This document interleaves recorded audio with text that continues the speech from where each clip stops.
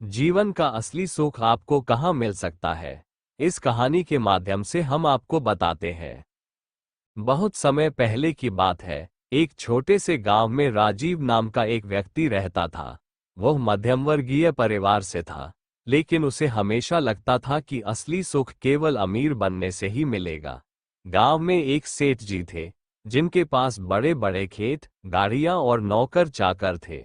राजीव हमेशा उनकी जिंदगी को देखकर सोचता, काश मेरे पास भी इतना पैसा होता तो मैं कितना खुश रहता। एक दिन उसने ठान लिया कि वह भी अमीर बनेगा। इसके लिए उसने शहर जाने का फैसला किया। उसके माता पिता ने उसे समझाया, बेटा, सुख केवल धन से नहीं मिलता, संतोष भी जरूरी होता है। लेकिन राजीव पर इसका कोई असर नहीं हुआ। उसने अपनी सारी जमा पूंजी इकट्ठा की और बड़े शहर की ओर निकल पड़ा। शहर पहुंचकर राजीव ने एक कपड़े की दुकान में नौकरी शुरू की। दिन रात मेहनत करके उसने धीरे धीरे पैसे जोड़ने शुरू किए। कुछ सालों बाद उसने खुद का एक छोटा व्यवसाय शुरू किया और अपनी लगन और बुद्धिमानी से उसे बढ़ाने लगा। समय बीतता गया और उसकी दुकान एक बड़े व्यापार में बदल गई। अब उसके पास महंगी गाड़ियां, बड़ा घर और बहुत सारा धन था। लेकिन एक दिन जब वह अपने आलीशान घर में बैठा था, तो उसे महसूस हुआ कि कुछ कमी है। उसके पास पैसा तो बहुत था, लेकिन चैन और सुकून नहीं था। वह हमेशा किसी नए लक्ष्य की ओर भागता रहता था, लेकिन कभी संतुष्ट नहीं हो पाता था। एक दिन शहर के बाहर पहाड़ों में घूमने के लिए निकला। वहां उसकी मुलाकात संत विवेकानंद नाम के एक महात्मा से हुई। राजीव ने उनसे पूछा, बाबा, मेरे पास सब कुछ है, धन, प्रतिष्ठा, घर, गाड़ी, फिर भी मैं खुश नहीं हूं। आखिर असली सुख क्या है? संत मुस्कुराए और बोले, बेटा, असली सुख संतोष में है। अगर तुम्हें हर समय और अधिक पाने की लालसा रहेगी, तो सुख तुम्हारे पास होकर भी नहीं रहेगा। राजीव ने फिर पूछा, लेकिन मैं संतोष कैसे पाऊं?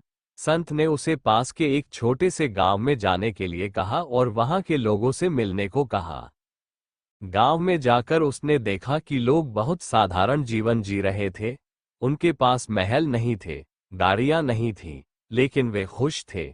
वे एक दूसरे की मदद करते थे, साथ मिलकर खाते पीते थे और हर छोटी खुशी का आनंद लेते थे। राजीव ने एक बूढ़े किसान से पूछा, बाबा, आपके पास तो ज्यादा पैसा नहीं है, फिर भी आप इतने खुश कैसे रहते हैं? बूढ़े ने हंसते हुए कहा, बेटा, सुख पैसे से नहीं, मन की शांति से आता है। हमारे पास जो है, उसी में संतोष रखना ही असली सुख है। गांव में कुछ दिन बिताने के बाद राजीव को एहसास हुआ कि असली सुख न तो दौलत में है, न ही बड़ी बड़ी चीजों में। असली सुख उन छोटी छोटी खुशियों में है जो हम अक्सर नजरअंदाज कर देते हैं। परिवार के साथ समय बिताना, जरूरतमंदों की मदद करना और जो हमारे पास है उसमें संतोष रखना। वो शहर लौट आया, लेकिन इस बार उसका नजरिया बदल चुका था। उसने अपनी दौलत का एक हिस्सा गरीबों की मदद में लगाना शुरू किया, अपने परिवार के साथ समय बिताने लगा और अपने अंदर संतोष लाने की कोशिश करने लगा। अब वो सच में खुश रहने लगा। जीवन का असली सुख बाहर की चीजों में नहीं, बल्कि हमारे मन की शांति और संतोष में है।